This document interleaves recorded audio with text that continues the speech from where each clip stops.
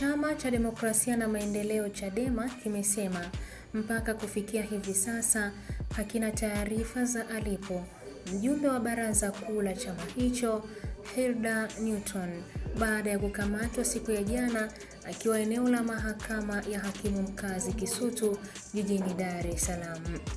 Akizungumza na vyombo vya habari leo Aprili 25, 2025, naibu katibu mkuu wa chama hicho bara Amani Golugwa amesema tuna mwanachama wetu ambaye ni mjumbe wa baraza kuu Bi Hilda Newton.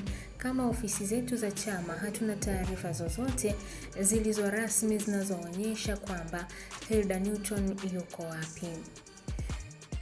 Golugwa amedai kuwa Hilda alikamatwa eneo la Kisutu na walitegemea kuwa taarifa ya jeshi la polisi iliyotoka jana pengine ingekuwa na jina la mjumbe huyo.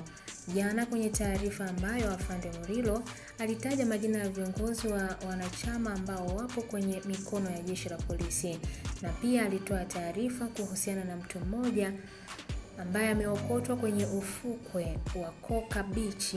Taarifa ya Hilda Newton hakuna kwenye mikono ya polisi, haikutolewa.